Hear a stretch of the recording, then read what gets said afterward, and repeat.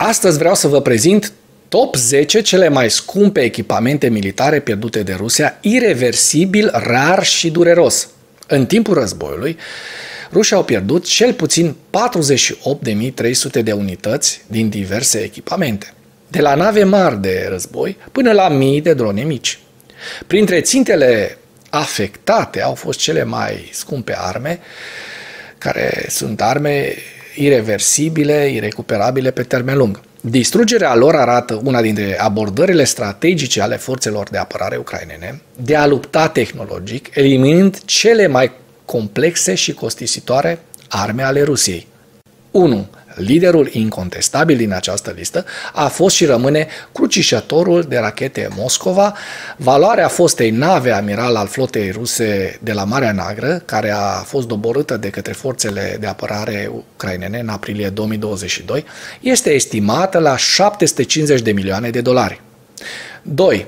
Aeronava Beriev A-50, de fapt AWACS-ul rusesc recent distrus, revendică locul 2 în lista pierderilor valoroase. Semnificația ridicată a acestei aeronave în teatrul de operațiuni militare, unicitatea sa și prezența diferitelor modificări permit să fie estimată la 300 până la 500 de milioane de dolari. 3. Submarinul Rostov pe Don, din clasa Kilo 2, se încadrează de asemenea în primele 3 cele mai valoroase pierderi rusești. Acesta a fost avariat în urma unui atac cu rachete al forțelor armate ale Ucrainei asupra unei fabrici de reparații navale la data de 13 septembrie 2023 din Sevastopol. Vă aduceți aminte? V-am povestit atunci despre atacul asupra acestei baze rusești cu rachetele Storm Shadow. Submarinele din clasa Kilo sunt estimate la 200-300 de milioane de dolari. Cu toate acestea, Rostov pe Don a fost cea mai modernă versiune îmbunătățită a Kilo 2 și costul său poate fi aproximativ 400 de milioane de dolari. 4. În august 2023, mass media ucraineană, citând surse de informații, a raportat distrugerea mai multor bombardiere strategice cu rază lungă de acțiune Tu-22M3 pe aerodromurile Slotsi și Șaikovka, iar vestea a fost confirmată de fotografiile unui port în flăcări.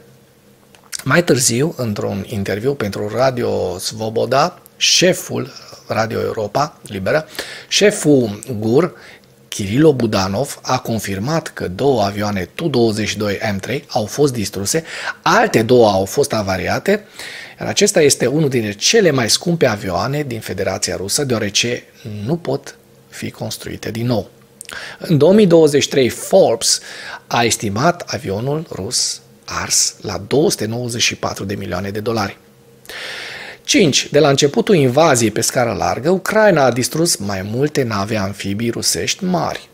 În martie 2022, ucrainenii au distrus nava VDK Saratov, care a fost lovită de forțele armate din Berediansk în septembrie 2023, împreună cu submarinul Rostov pe Don, VDK Minsk, acestea toate arzând.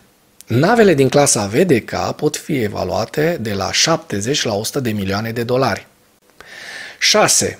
Il-76, un avion de transport militar veteran, este de asemenea o pierdere costisitoare pentru ruși. În noaptea de 30 august 2023, o serie de explozii au izbucnit pe aerodromul Creții, lângă Pskov, fotografiile din satelit confirmând că cel puțin o parte a fost complet arsă. Potrivit GUR, Serviciul de Informații Militare ucrainean, 2 Il-76 au fost distruse și 2 au fost grav avariate. Potrivit datelor din surse rusești, pentru 2022, comandarea unui nou astfel de avion ar costa mai mult de 60 de milioane de dolari, deși Forbes estimează că avionul distrus este de 86 de milioane de dolari. 7. La sfârșitul anului trecut, forțele aeriene ale forțelor armate ale forțelor ucrainene le-au oferit ocupanților ruși adevărate zile negre, distrugând 434 care sunt evaluate la 40 de milioane de dolari fiecare și un Su-30 SM, a cărui cost ajunge la 50 de milioane de dolari. În total, de la începutul invaziei pe scară largă, rușii au pierdut cel puțin 6 dintre cele mai noi Su-30SM. Locurile 8, 9 și 10 sunt dedicate sistemelor de război electronic și radarelor de înaltă performanță rusești. Yatseb AV, Boris Glops 2 și Viteaz.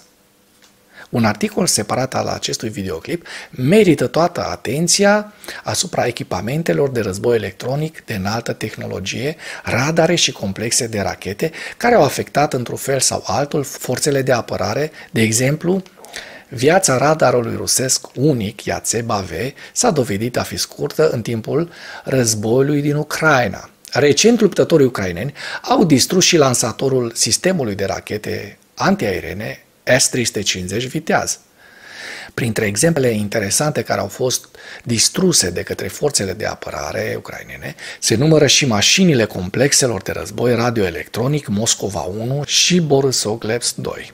În mass media ucraineană și printre experți puteți găsi estimări generale ale dezvoltării și producției de astfel de complexe la nivelul de 250 de milioane de dolari pentru Yatseb, 200 de milioane de dolari pentru Borisov-Glebsk, 135 de milioane de dolari pentru Viteaz și 57 de milioane de dolari pentru Moscova 1.